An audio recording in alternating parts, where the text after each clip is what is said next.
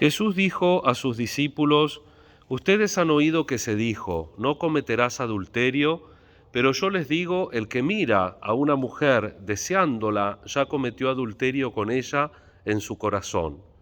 Si tu ojo derecho es para ti una ocasión de pecado, arráncalo y arrójalo lejos de ti. Es preferible que se pierda uno solo de tus miembros y no que todo tu cuerpo sea arrojado al infierno. Y si tu mano derecha es para ti una ocasión de pecado, córtala y arrójala lejos de ti. Es preferible que se pierda uno solo de tus miembros y no que todo tu cuerpo sea arrojado al infierno.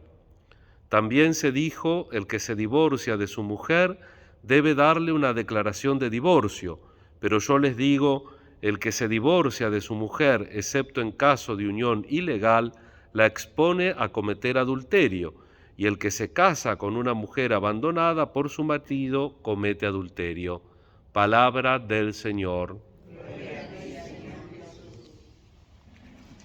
Podemos sentarnos. Queridos hermanos, nuevamente les agradezco y al Padre Arturo la invitación para compartir con ustedes este triduo en honor a las fiestas patronal del Centro Misionero, nada más ni nada menos que dedicado al misterio central de nuestra fe, como es la Santísima Trinidad.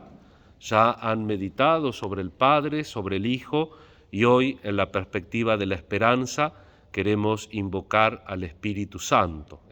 Todos los bautizados, aunque no pertenezcamos a esta obra de la Iglesia, somos servi trinitatis, todos somos siervos y más todavía hijos, porque el Señor nos regaló la posibilidad de decirle Padre, como Jesús le dice a los discípulos y en ellos a nosotros en el cenáculo, ya no los llamo siervos, sino amigos. Pero el ser siervo es una cosa buena, porque Jesús vino a servir y no a ser servido. Y por eso que nosotros podamos y que de verdad seamos, como dice Pablo, hijos de Dios, no impide que sigamos comportándonos a la manera del Hijo a quien tenemos que imitar, porque también San Pablo nos recuerda que somos hijos con minúscula en el Hijo con mayúscula que es Cristo. Por el bautismo estamos incorporados a Él.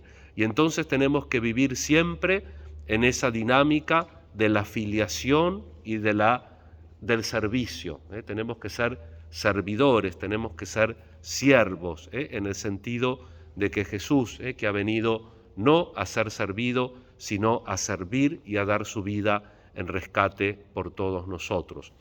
Con la vuelta del tiempo ordinario hemos regresado a leer el Evangelio de Mateo desde el lunes en esta 10ª semana durante el año, comenzando con las bienaventuranzas y todo el sermón que Mateo lo llama el Sermón de la Montaña. Allí Jesús, el segundo día, el martes, nos invitaba a ser luz, sal y ciudad puesta en lo alto de una montaña. Sal, sabiduría, salar, condimentar, que lo que hagamos tenga sentido. Luz para iluminar y ciudad puesta en lo alto de la montaña. En la antigüedad, en todos los pueblos, se construía en la parte más alta la ciudad por dos motivos: para poder vigilarla, para tener seguridad, y por otro lado servía para los caminantes, para los peregrinos. Al ver a la ciudad se guiaban un poco por las ciudades que más o menos tenían señas y conocían para no perderse en el camino. Y los cristianos estamos puestos los unos a los otros también para ser luz, sal y guía en este sentido de una ciudad puesta sobre lo alto de una montaña. Luego Jesús nos decía que no podemos descuidar la ley, porque los 10 mandamientos Él no vino ni a cambiarlos ni a dejar que se cumplan, sino a completarlos, el cumplimiento. No tenemos que dejar de cumplir los mandamientos, sino que tenemos que cumplirlos en plenitud. ¿Cómo? Como nos enseña Jesús. Y por eso ayer teníamos esta catequesis difícil de Jesús, que es el tema de amar, el tema del perdón, el tema de la relación con el prójimo.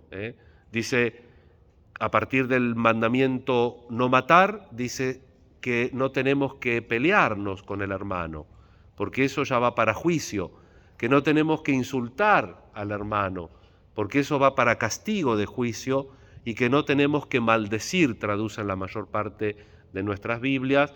En realidad, la palabra en griego quiere decir renegar, es decir, dejar al hermano y tratarlo como alguien que no conocemos.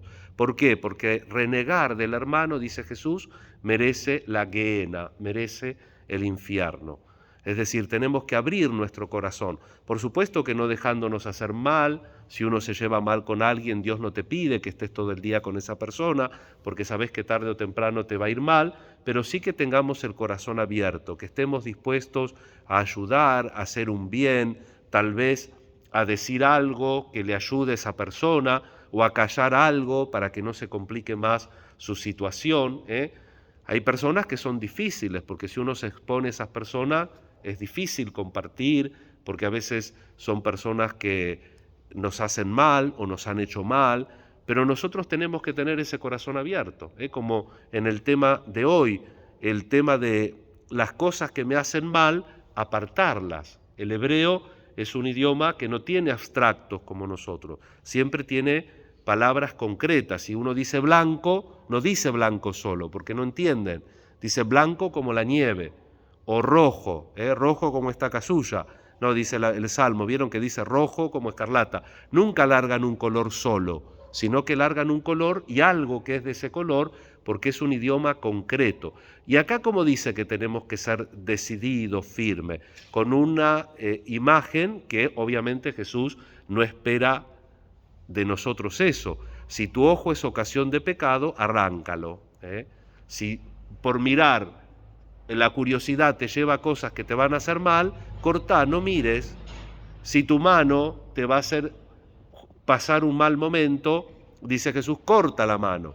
¿Qué quiere decir? Que domines tu mano, que tengas dominio sobre ti. No es que Jesús quiere que empecemos a arrancarnos los ojos, esto ya lo sabemos bien, pero sí Jesús quiere que nosotros seamos dueños de nuestra vida, que controlemos. Eso a mis parroquianos los embromo siempre diciéndoles que tengo que controlar un poquito el temperamento y que voy a un curso de control de la ira, porque a veces la sociedad te presenta cosas que uno tiene ganas de sacarse el cinto y empezar a los cintazos limpios, pero eso no va.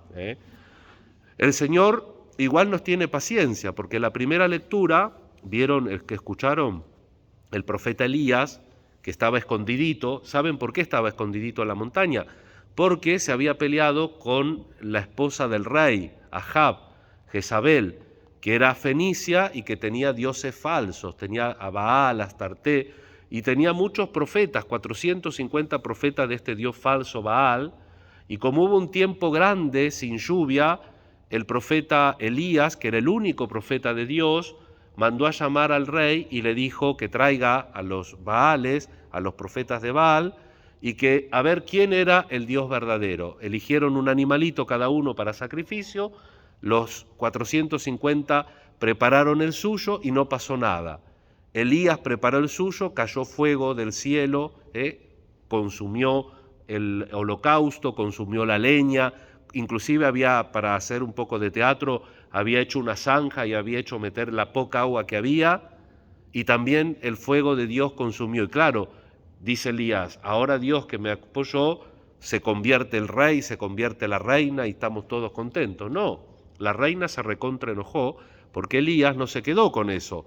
Agarró y pasó a cuchillo, otro que control de la ira, pasó a cuchillo, le cortó el pescuezo a los 450 profetas de Baal. Y la reina cuando se enteró, bueno, ayer el pasaje fue tranquilo porque después que pasó eso, el rey se quedó un poco impresionado, se quedó con Elías.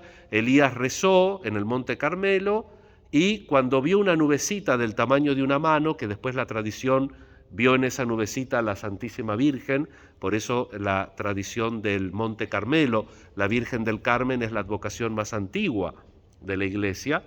Entonces ve esa nubecita y le manda a decir a Ahab, el rey, andate pronto porque después la lluvia no te va a dejar. Y entonces llega Ahab contento y le cuenta a Jezabel, ¿sabés que el profeta rezó y ves que está lloviendo? Y entonces le cuenta, y mató a tus 450 profetas. Y la otra, con la vena así, Y como este era un pollerudo, lo retó y le mandó a decir a Elías: mañana te va a pasar lo mismo, lo que vos hiciste con mis profetas te va a pasar. Y este Elías, que acababa de matar a 450 cuchillos, le tuvo miedo a Jezabel y se fue a esconder a la montaña, al Horeb, hasta que Dios lo encontró. Y fíjense la catequesis que le da, escucharon, ¿no? Se manifestó viento huracanado, luego terremoto, y después brisa suave, y Dios está en la brisa suave.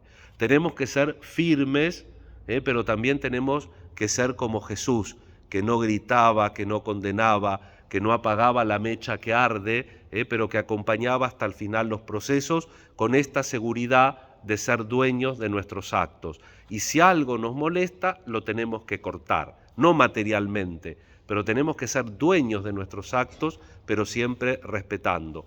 Y fíjense que la brisa suave es el lenguaje del Espíritu. El Espíritu siempre se manifiesta como una brisa, como un soplo. En la novena que me pasó en el triduo, en la hojita del triduo que me pasó el Padre Arturo, venía la cita de Romanos: y el Dios de la esperanza los llene de todo gozo y paz en el creer, para que abunden en esperanza por el poder del Espíritu Santo, que es el tema de hoy. El Espíritu Santo que nos hace tender a Dios, que nos hace esperar. Y vemos en esta imagen del Antiguo Testamento cómo Dios se manifiesta en la brisa de su Espíritu. El Espíritu es el viento que nos empuja adelante, que nos mantiene en camino, nos hace sentir peregrinos y forasteros, y no nos permite aburguesarnos y convertirnos en un pueblo sedentario. La esperanza, hermanos, dice la tradición, lo recordaba hace un tiempo el Papa Francisco, es como la vela de un barco que recoge el viento del Espíritu y transforma en fuerza motriz que empuja la barca. Los hombres tienen necesidad de esperanza, tenemos necesidad de esperanza para vivir, y esa esperanza nos la regala el Espíritu del Señor. Vieron que Romanos, la carta que citábamos como motivo de nuestro triduo hoy, dice la palabra abundar, que abundemos. Abundar en la esperanza significa no desanimarse nunca, significa esperar contra toda esperanza, es decir, esperar también cuando viene de menos cada motivo humano que esperar, como fue para Abraham cuando Dios le pidió sacrificar a su único hijo Isaac, como fue todavía mayor aún para la Virgen María cuando ve morir a su hijo en la cruz. El Espíritu Santo hace posible esta esperanza invencible, una esperanza invencible, dándonos testimonio interior de que somos hijos de Dios y que somos sus herederos. Hermanos, tener esperanza no es lo mismo que ser optimistas. Y voy terminando porque vieron que el Papa dice que hay que predicar 10 minutos y yo voy por más de 10 minutos. Ya termino, no se preocupen. Tener esperanza no es lo mismo que ser optimistas. El optimista piensa que todo mejorará. Ahora que tenemos frío, el clima, la economía, bueno, esto es más difícil. Las notas en la escuela, los chicos, las notas en la escuela, las finanzas.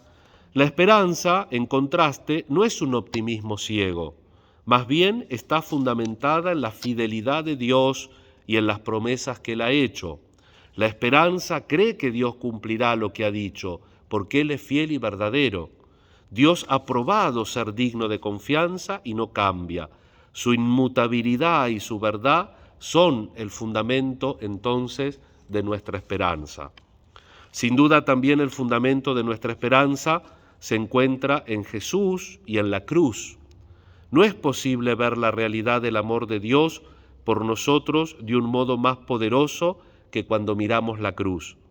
Esta, que significa la muerte que Jesús tuvo por nuestros pecados, nos da a nosotros y al universo una revelación sin igual de cómo es verdaderamente nuestro Dios. ¿Qué clase de Dios tenemos? Un Dios que se deja matar por nosotros.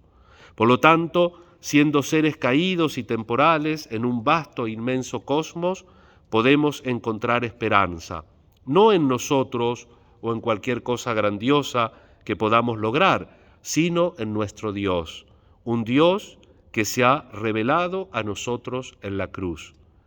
¿De qué manera la esperanza del advenimiento está fundamentada en las promesas fieles de Dios?